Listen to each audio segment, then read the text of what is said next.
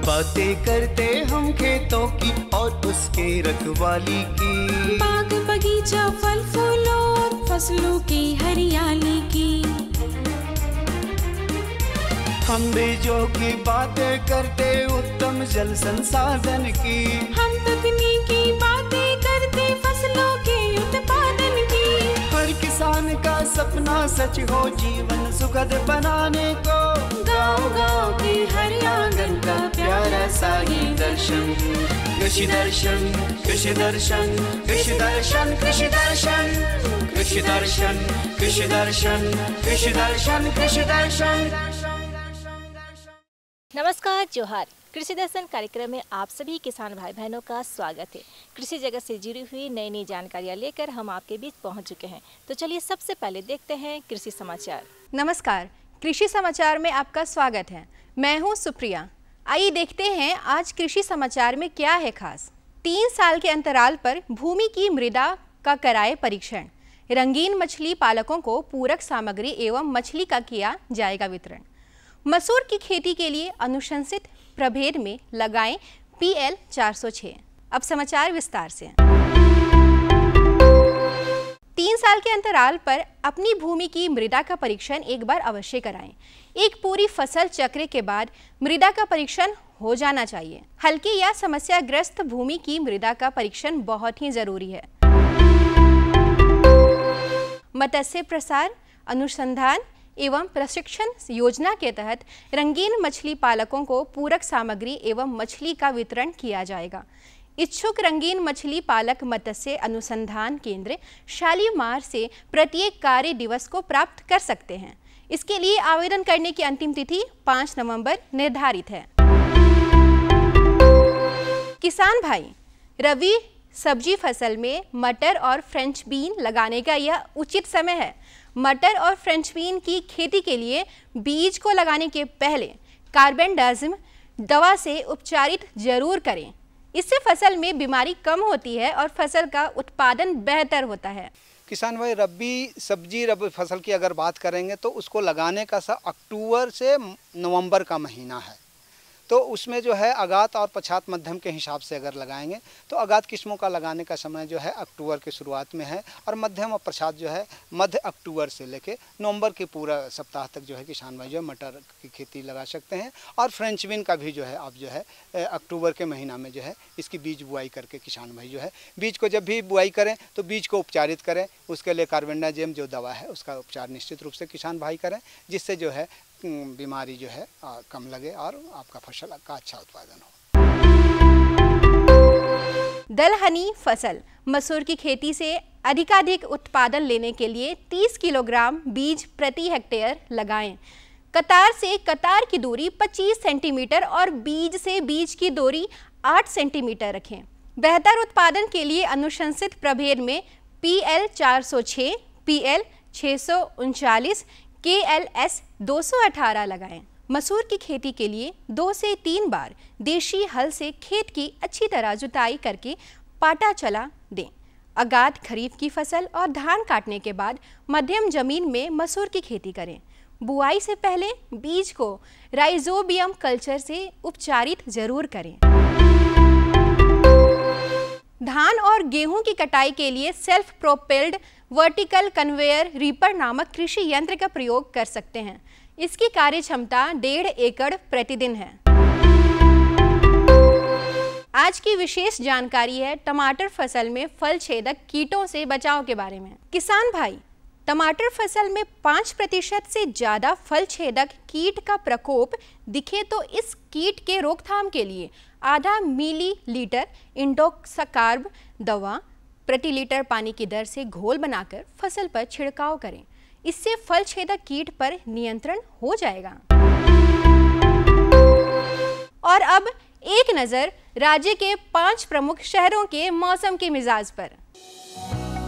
आज राज्य के 5 प्रमुख नगरों के अधिकतम और न्यूनतम तापमान कुछ इस प्रकार दर्ज किए गए। रांची का अधिकतम तापमान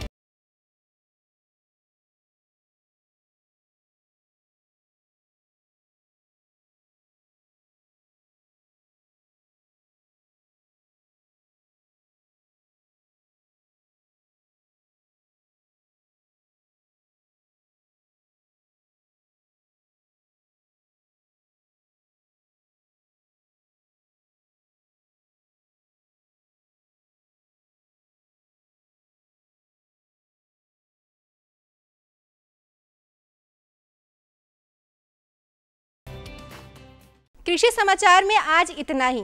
अगले दिन अगले अंक में फिर मुलाकात होगी कुछ ताज़ा तरीन खबरों के साथ।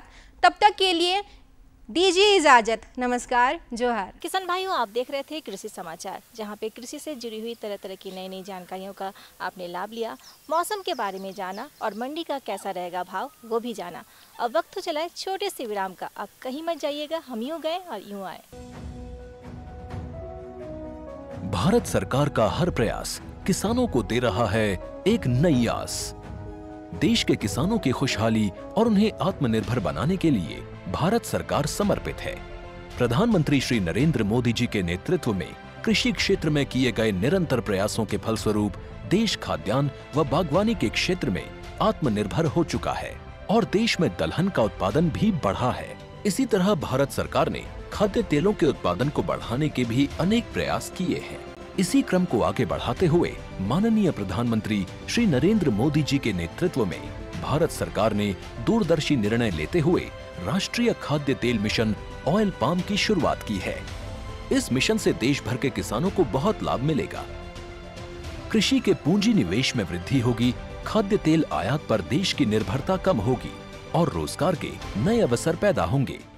खाने के तेल में आत्मनिर्भरता के लिए अब राष्ट्रीय खाद्य तेल मिशन ऑयल पाम का संकल्प लिया गया है। इससे किसानों को तो सीधा लाभ होगा ही, गरीब और मध्यम वर्ग के परिवारों को सस्ता और अच्छी क्वालिटी का तेल भी मिलेगा। यही नहीं, ये मिशन बड़े स्तर पर रोजगार का निर्माण करेगा। इस मिशन के अंतर्गत ऑयल पाम का रकबा और पैदावार बढ़ाने पर जोर देने के लिए सरकार ने 11,000 करोड़ रुपए से अधिक की सहायता राशि निर्धारित की है। मिशन के तहत सरकार ने ऑयल पाम की खेती के लिए रोपण आदि की सहायता में बढ़ोतरी करते हुए पहले मिलने वाले 12,000 रुपए प्रति हेक्टेयर को बढ़ाकर 29,000 रुपए प्रति हेक्टेयर तक कर दिया है। ऑयल पाम के पुराने बागों के पुनरुद्धार के लिए 250 रुपए प्रति पौधा के हिसाब से विशेष सहायता दी जा रही है। पौधारोपण सामग्री की कमी दूर करने और बीजों की पैदावार करने वाले बागों को भी सहायता दी जाएगी। इसके तहत 15 हेक्टेयर ऑयल पाम उद्यान के लिए 80 लाख रुपए तक की सहायता राशि दी जाएगी। इसके अलावा नर्सरी विकास के लिए 40 लाख रुपए तक तय किए गए हैं। पूर्वोत्तर और अंडमान राज्यों के लिए विशेष सहायता का भी प्रावधान है। ऑयल पाम के किसान ताजे फलों के गुच्छे यानी FFB का उत्पादन करते हैं, जिनकी वर्तमान में कीमतें अंतर्राष्ट्रीय मूल्यों में उतार चढ़ाव के आधार पर तय होती हैं। पहली बार केंद्र सरकार ताजे फलों के गुच्छे की कीमत के लिए किसानों को आश्वासन दे रही है। ये व्यवहार्यता मूल्य यानी VP कहलाएगा, यानी किसानों को कोई घाटा नहीं होने दिया जाएगा। व्यवहार्यता मूल्य VP तय करने की शुरुआत 1 नवंबर से होगी और अगले वर्ष 31 अक्टूबर तक जारी रहेगी। इसे ऑयल पाम वर्ष कहा जाएगा। इस योजना के तहत वर्ष 2025-26 तक ऑयल पाम का रकबा 6.5 लाख हेक्टेयर सृजित करने और कच्चे ऑयल पाम की पैदावार वर्ष 2025-26 तक 11.20 लाख टन पहुंचाने का लक्ष्य निर्धारित किया गया है। सरकार के इस महत्वपूर्ण निर्णय से देश में ऑयल पाम की खेती करने वाले किसानों में विश्वास पैदा होगा और वे खेती का रकबा बढ़ाएंगे। इस तरह पाम ऑयल का उत्पादन भी बढ़ेगा, जिससे किसानों की आय बढ़ेगी और ग्रामीण अर्थव्यवस्था भी सुदृढ़ होगी। हमारे किसान भाई अगर मटर की खेती करना चाहते हैं और मटर की खेती आप कर लिए हैं तो कहीं ना कहीं कीट लग जाने से आपके फसल को नुकसान हो जाती है। हमारा जो विषय है कि मटर फसल में लगने वाले रोग एवं कीट प्रबंधन आप कैसे करेंगे, ये संपूर्ण जानकारी लेने के लिए चलिए चलते हैं विशेषज्ञ के पास और लेते हैं जानकारी। किसान भाइयों, आज हम बात करेंगे मटर फसल की कि उसमें लगने वाले रोग और व्याधि कौन कौन से हैं, उसके किस तरह से लक्षण उभर कर आते हैं और रोकथाम किस प्रकार से किसान भाई कर सकते हैं। अभी समय भी है मटर लगाने का और इन सब तमाम विषयों पर बात करने के लिए हमारे साथ विशेषज्ञ के रूप में उपस्थित हैं डॉक्टर राजेश कुमार। सबसे पहले तो किसान भाइयों को ये बताइए कि प्रारंभिक अवस्था में भी वो क्या कुछ तैयारी करें कि आने वाले समय में पूरे फसल के दौरान में रोग व्याधि या कीटों से उनका बचाव हो पाए। देखिए, किसान भाई अभी जो है अगेती मटर लगा रहे हैं और सीजन का मटर, दोनों मटर जो है लगाने का अभी सबसे उपयुक्त समय है।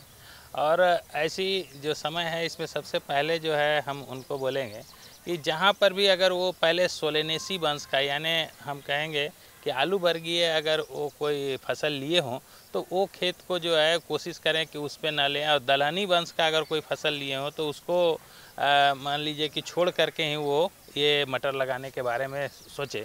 लेकिन अगर किसी कारणवश उनको मटर लगाने की मान लीजिए कि इच्छा है या लगा वहीं पर लगाएंगे, तो वैसी परिस्थिति में मिट्टी को उपचार करना अति आवश्यक है, जिसमें जो सबसे मुख्य यहाँ का जो बीमारी है वो है उकठा बीमारी, जिसको विल्ट बोलते हैं। तो उससे कम से कम अपनी फसल को वो बचा सकते हैं। इसके लिए उनके पास मान लीजिए कि 1 एकड़ अगर उनका क्षेत्रफल है तो 100 किलोग्राम चूना उसमें हम लोग जो है उसका व्यवहार करते हैं, 100 किलोग्राम करंज खली का, और लगभग जो है 6 किलोग्राम ब्लीचिंग पाउडर है। इसको आप प्रति एकड़ के दर से अगर दें तो कम से कम मिट्टी का जो है हम उपचार कर सकते हैं और वहाँ पर लगा सकते हैं। इसके साथ साथ जो महत्वपूर्ण चीज़ है वो आप मान लीजिए कि वैसे संस्थान से जो है प्रमाणित बीज खरीदना चाहिए जो इस क्षेत्र के लिए अनुशंसित हो, उसको वो अगर खरीदते हैं उसके बाद फिर जो है बीजोपचार, ये एक बहुत महत्वपूर्ण प्रक्रिया है, क्योंकि ये एक दलहनी वर्ग का जो है फसल है और इसमें सबसे ज़्यादा जो है हम लोग देखते हैं कि FIR सिस्टम से जो है इसमें हम लोग बीज उपचार करते हैं। तो सबसे पहले जो है फफूंदनाशक जो दवा है, आज बाज़ार में जो है जलोरी आता है, वो 2 ग्राम प्रति केजी बीज के दर से इसको हम लोग उपचार करते हैं। इसके बाद जो है हम लोग देखते हैं कि जब मान लीजिए कि फंजीसाइड से हो गया तो कीटनाशक है, तो इसमें जो है इमिडाक्लोप्रिड जो है उसका 1 ग्राम पर 1 केजी बीज के द्वारा उसको हम लोग उपचार किए। और तीसरा जो है सबसे बहुत महत्वपूर्ण चीज़ है वो है राइजोबियम कल्चर। तो राइजोबियम कल्चर से जो है इसको हम लोग उपचार करते हैं। तो राइजोबियम कल्चर से उपचार करने के लिए पहले हमारे पास जो है उसको देखते हैं कि आप अगर ½ केजी गुड़ है उसको 1 लीटर पानी में थोड़ा गर्म कर लिए, फिर जब ठंडा हो गया तो उसमें जो है वो आपका 200 ग्राम का जो पैकेट आता है राइजोबियम कल्चर का उसको ठंडा में मिला देते हैं, फिर उसके बाद बीज को लेपित करते हैं। अगर इस तरह से किसान भाई अगर शुरुआती इस समय अगर वो काम करते हैं तो उनका बहुत आने वाला समय में जो है रोग बीमारी से भी वो अपनी फसल को बचा सकते हैं। लेकिन अगर बात करें कि क्या कुछ ऐसी रोग रोधी किस्में भी हैं क्या जो झारखंड के लिहाज से किसानों के लिए फलदायी हो? देखिए, रोग रोधी किस्म है, चूँकि यहाँ झारखंड में जो है हम लोग देखते हैं यहाँ सब्जी वाले मटर का ही जो है वो बेसी प्रचलन है। यहाँ पर सब्जी की ही खेती जो है लोग ज़्यादा करते हैं, दाल वाली फसल की करते नहीं। तो ऐसे में जो है अगेती फसल के लिए जो है अर्केल जो है वो किस्म को हम लोग लेते हैं, या GS10 जो है, या हम लोग पूसा प्रगति मटर बोलते हैं, बोर्नविल्ला बोलते हैं। तो ये सब जो कुछ मटर हैं वो इस क्षेत्र के लिए काफ़ी रिकमेंड है और इसमें जो है रोग व्याधि ऐसे कम आते हैं। लेकिन फिर भी किसान बंधु को जो है अपने स्तर से ये कोशिश करना होगा कि हम प्रबंधन की प्रक्रिया को जो है शुरुआती स्तर से अगर करके रखें तो आगे आने वाला जो समस्या है उससे अपनी फसल को बचा सकें। अच्छा सर, आपसे ये जानना चाहेंगे कि तमाम व्यवस्थाओं के बाद भी जब किसान भाई अपने खेतों में मटर की फसल लगाते हैं तो चाहे रोग की बात करें या कीट की बात करें, अगर उनका प्रकोप हो जाता है तो खेत में अपनी फसल को देखकर वो कैसे अंदाज लगाएं कि उनके खेतों में रोग या कीट दोनों का जो है प्रभाव है? देखिए, कुछ लक्षण भी आते हैं क्या? हाँ, बिल्कुल बिल्कुल। देखिए, जब भी आप मान लीजिए कि किसान बंधु अपने खेत में वो जाएंगे, विजिट करने के लिए जाएंगे, तो उनको ये जो है देखना चाहिए कि उनका जो पौधा का ग्रोथ जो है बढ़वार प्रॉपर हो रहा है कि नहीं। अगर वो सही से उसकी वृद्धि विकास नहीं है तो कहीं ना कहीं उसके पास जो है पौधों में समस्या है, उसको उनको डायग्नोस करने की ज़रूरत है कि हम किस तरह से पहचानें कि वो फफूंद के वजह से है या कीट के वजह से है। अगर हम लोग देखते हैं कभी कभी जो है कि पौधा थोड़ा सा पीला हो रहा है या उसमें जो है डलने से कहेंगे कि जो उसका हेल्दी वो अच्छा दिखना चाहिए उस ढंग का नहीं दिख रहा है और उसके पत्ते पे जो है हल्का पाउडर के रूप में जो है अगर बन रहा है, तो जनरली जब आपका जब फलन स्थिति में आता है तो उस समय पाउडरी मिल्ड्यू का जो है सबसे ज़्यादा इसमें आक्रमण देखा जाता है। तो वो किसान बंधु को वो समझ में आना चाहिए कि पत्ते में, उसके तना में, फल में, सभी में जो है सफ़ेद सफ़ेद जो है वो उनका वो लक्षण प्रतीत होगा और उनका उत्पादन भी कम होगा, पौधा भी जो है उसका बढ़वार नहीं होगा। ऐसे जब भी जो है अगर मान लीजिए इस तरह का समस्या देखते हैं तो बाज़ार में इसके लिए बहुत अच्छा जो है सल्फर युक्त दवा है, सल्फेक्स कहते हैं 80% के दर से, उसका 3 ग्राम पर लीटर पानी में घोल बना करके उसका अगर छिड़काव कर दें तो वो एटलीस्ट कम से से कम मटर की खेती अगर जो भी किसान कर रहे हैं उनको वो दवा को जो है छिड़काव करना ही चाहिए। लास्ट के जो समय है यानी जो है आप देखेंगे कि उनको 45-50 दिन जब हो जाता है उस समय एक छिड़काव और दूसरा छिड़काव जो है करीब 65-70 दिन के बाद जो है एक छिड़काव। अगर 2 छिड़काव अगर इस सल्फेक्स का कर देते हैं तो एटलीस्ट जो पाउडरी मिल्ड्यू से एक सोच लीजिए पूरा फसल बर्बाद हो जा रहा है। मौसम अनुकूल रहने से अचानक से पूरे पौधे में फैल जाता है ये भयावह बीमारी के रूप में, तो उससे वो अपनी फसल को बचा सकते हैं। जी अच्छा डॉक्टर साहब, एक समस्या और देखी जाती है खासकर दलहनी फसलों में और मटर में भी कि फली छेदक का भी प्रकोप होता है जिसमें फलों में छेद हो जाता है। वो क्यों होता है, किस कारण से होता है, उसका क्या उपचार? देखिए फली छेदक जो भी दलहनी फसल हम लोग लगाते हैं उसमें फली छेदक जो है बहुत कॉमन है। इसमें हम लोग देखते हैं सबसे ज़्यादा जो आक्रमण होता है वो है मारूका एक कीट है उसका आता है, या हम लोग देखते हैं हेलिकोबर्पा। ये दोनों जो है फली छेदक है और मटर में भी जो है हेलिकोबर्पा का बहुत ज़्यादा इसमें आक्रमण देखा जाता है। और ये एक्चुअली नॉक्टुडर्नल है, रात में सक्रिय होता है और वो छेद करके जो है उसमें बोरन में जो दाने हैं वो दाने को खा जाता है। तो दाना जब अगर मान लीजिए उसका ख़त्म हो गया, खा गया, तो फिर उसके बाद जो है वो मटर का कोई वैल्यू नहीं है, कुछ उसका जो है मुख्य रूप से वो बनेगा नहीं। तो हम लोग को किसान बंधु को ये चीज़ देखना चाहिए कि किस प्रकार से जो है हम फली छेदक कीटों को वो प्रबंधन करें। तो इसके लिए जो है आपके पास अगर गंध पास फंदा है तो उसको हम लोग लगा सकते हैं आप अपने खेत में। एटलीस्ट जो है 1 एकड़ है तो 10 गंध पास फंदा अगर लगा दें तो वो आप उसको बचा सकते हैं। या आपके पास जो है फुलवेंडामाइट फेम करके आता है, उसका जो है वो 4 लीटर पानी में 1 ml के दर से उसका छिड़काव कर सकते हैं। या आपके पास जो है कोई भी उस ढंग का मान लीजिए कि नीम निर्मित दवा है, उसको भी आप जो है अगर छिड़काव करते हैं 5 ml के दर से, तो ये जो है तमाम चीज़ है अगर किसान बंधु करें तो वो फल छेदक कीटों से भी बचा सकते हैं और उनका फल जो है गुणवत्तायुक्त मिलेगा। अब चूँकि कार्यक्रम का समय समाप्त हो रहा है तो राय सर आपसे एक चीज़ और जानना चाहेंगे कि क्या अंतर्वर्षीय या दूसरे फसलों को भी मटर के साथ में अगर समायोजित करते हैं तो रोग और कीट दोनों पर नियंत्रण हो सकता है क्या? देखिए कुछ हद तक जो है इसको हम लोग देखते हैं कि अंतर्वर्तीय फसल के साथ लगाते हैं, चाहे बॉर्डर क्रॉप के रूप में अगर हम लोग इसको सरसों लगा देते हैं तो इसमें एफिड जो है वो उसमें जो माहू कीट है उसमें आकर्षित होता है और जो हमारे फसल में एफिड का आक्रमण होता है वो जो है उसका नहीं होगा और हमारी फसल बच सकती है। तो अंतर्वर्गीय फसल चूँकि ये झारखंड है यहाँ पर सोल क्रॉप ज़्यादा लगाए जाते हैं, लेकिन फिर भी वो गोभी वर्गीय या इसको जो है मटर वर्गीय जो है उसके साथ आप क्रूसीफेरी जो फैमिली है उसको लगाया जा सकता है। तो किसान भाइयों देखा आपने कि हमारे विशेषज्ञ ने आपको काफ़ी अच्छे ढंग से बताया है कि मटर फसल में आप जो कीट और रोग है उससे कैसे नियंत्रण पा सकते हैं, उससे बचाव कर सकते हैं अपनी फसल का और अपने उत्पादन को सुरक्षित रख सकते हैं।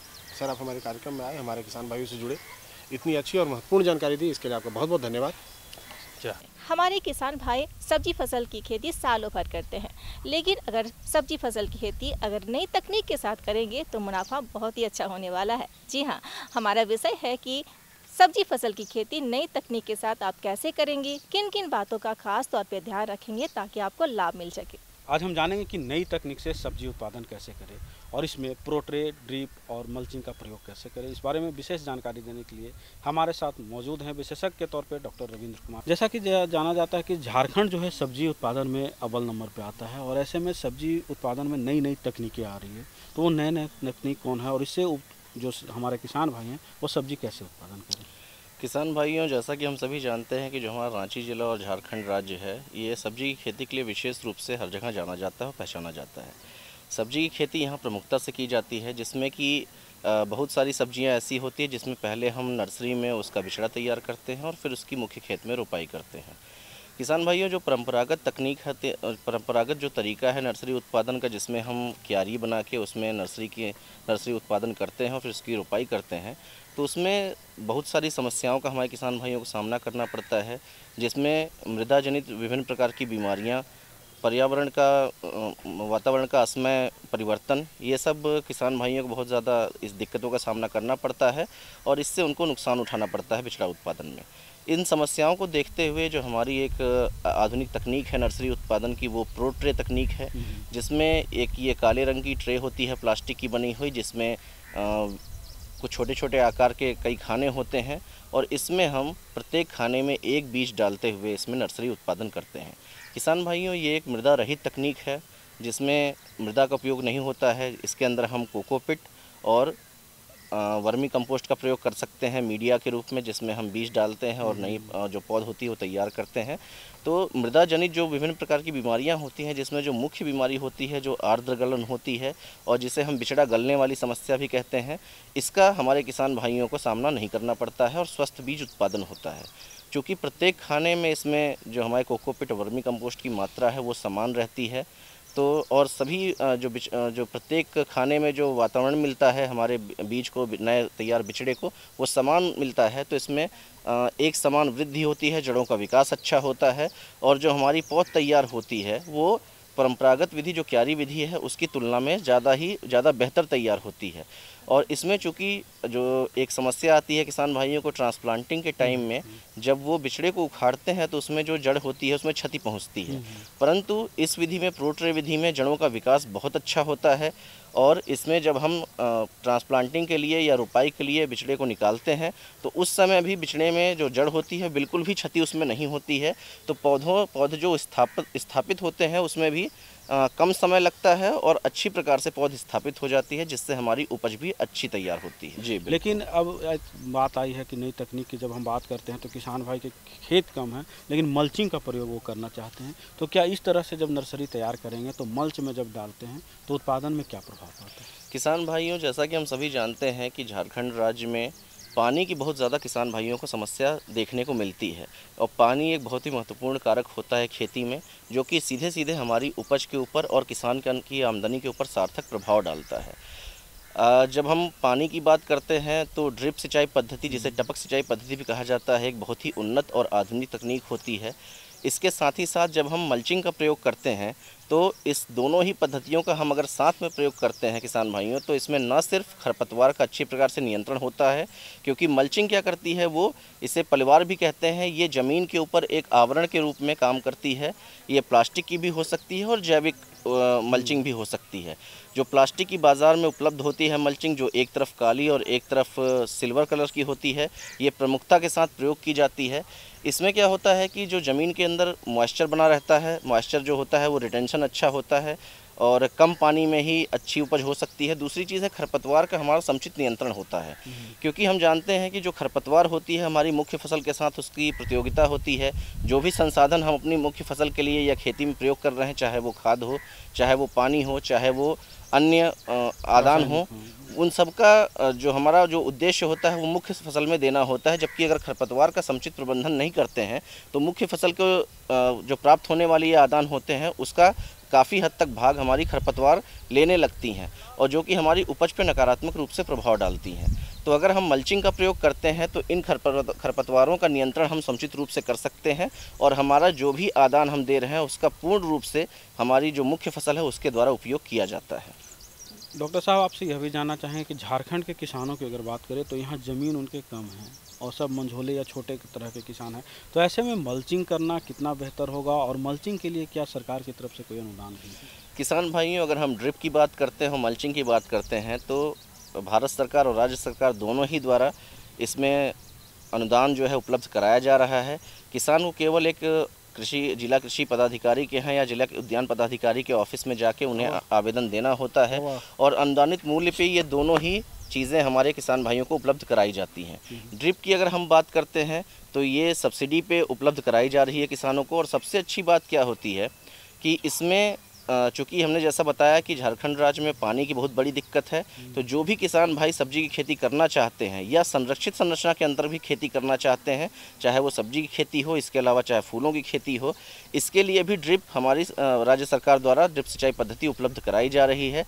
इसमें सबसे अच्छी बात क्या होती है कि जो पानी होता है वो सीधे सीधे जो पौधे की रूट जोन में ही जाता है, जबकि हमारी जो परंपरागत फ्लड सिंचाई की विधि होती है जिसमें हम पूरा खेत में पानी छोड़ देते हैं, उसमें ना सिर्फ बहुत अधिक मात्रा में पानी लगता है बल्कि पानी जो मुख्य फसल में जितनी आवश्यकता है उससे ज़्यादा जाता है। और कई बार अगर जल निकास की उत्तम व्यवस्था किसान भाई द्वारा नहीं की जा रही है तो उससे अन्य प्रकार के रोग बीमारी जो जल जमाव की स्थिति कारण होती हैं वो भी देखी जाती हैं।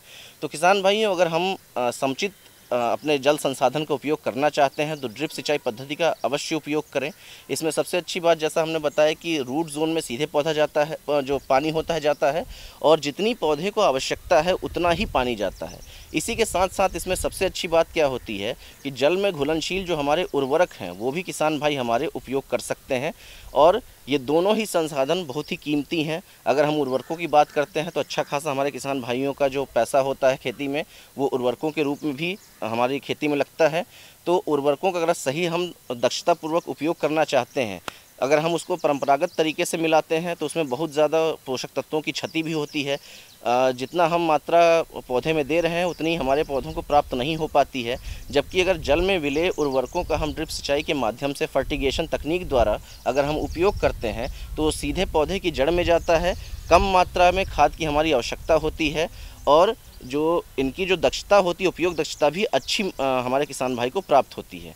इसके हम थोड़ा सा एक चीज़ ज़रूर किसान भाइयों कहेंगे कि जब भी हम कोई भी खेती करने जा रहे हैं, ड्रिप सिंचाई पद्धति को हम अपने यहाँ उपयोग में ला रहे हैं, तो उसके लिए समय समय पे हम सॉइल की मतलब कि मिट्टी की जांच और पानी की जांच अवश्य कराते रहें, क्योंकि इन दोनों की ही जांच आवश्यक होती है। विशेष रूप से अगर हम ड्रिप सिंचाई पद्धति में जा रहे हैं तो उसका रखरखाव भी थोड़ा सा महत्वपूर्ण हो जाता है। अगर इन दोनों की ही हम जांच कराते रहते हैं और जल में विलेय जो जल में घुलनशील उर्वरक होते हैं केवल उनका उपयोग करते हैं तो न सिर्फ हमारी जो लागत होती है खेती की उसमें कमी आती है, खरपतवारों का विशेष रूप से नियंत्रण अच्छी प्रकार से नियंत्रण हो जाता है, बल्कि हमारे जो किसान भाई हैं उनको उपज भी अच्छी मिलती है और गुणवत्तापूर्ण उपज मिलती है, और हमारे किसान भाइयों की आमदनी भी जो है वो अच्छी उसमें भी इजाफा होता है। तो किसान भाइयों, आपने देखा कि हमारे विशेषज्ञ ने नई तकनीक के बारे में कितनी अच्छी और विस्तृत जानकारी दी। अब के अगर आपके पास कम ज़मीन भी है तो यह तकनीक को अगर आप प्रयोग में लाते हैं तो अच्छा उत्पादन होता है और आपकी आर्थिक स्थिति में सुधार होती है। आप हमारे इस कार्यक्रम में और इतनी अच्छी महत्वपूर्ण जानकारियाँ दी, इसके लिए आपका बहुत बहुत धन्यवाद। धन्यवाद। देखा किसान भाइयों, हमारे विशेषज्ञों ने कितनी अच्छी और महत्वपूर्ण जानकारियां दी जो आपके लिए फ़ायदेमंद साबित होने वाली है। तो इन जानकारियों के साथ अगर आप खेती करेंगे तो बहुत अच्छा मुनाफा होने वाला है। इसी के साथ हमारा कार्यक्रम यहीं पे यानी आज का अंक समाप्त होने वाला है। लेकिन आज का अंक आपको कैसा लगा इसके लिए आप हमें खत लिख सकते हैं। तो इसके लिए आपको चाहिए हमारा पता, तो नोट कीजिए हमारा पता कार्यक्रम कृषि दर्शन, कृषि प्रकोष्ठ, द्वारा केंद्र निदेशक, दूरदर्शन केंद्र, रातू रोड, रांची, पिन संख्या 834001। इसी के साथ आप खेतों में काम करते हुए भी कभी भी हमारा कार्यक्रम कहीं भी देख सकते हैं यूट्यूब के माध्यम से। साथ ही साथ आप फेसबुक में भी हमारे साथ जुड़ सकते हैं। आज के लिए दीजिए इजाज़त। अगले अंक में फिर होगी बहुत जल्द मुलाकात नए विषय के साथ, नई जानकारियों के साथ। तब तक के लिए नमस्कार, जोहार।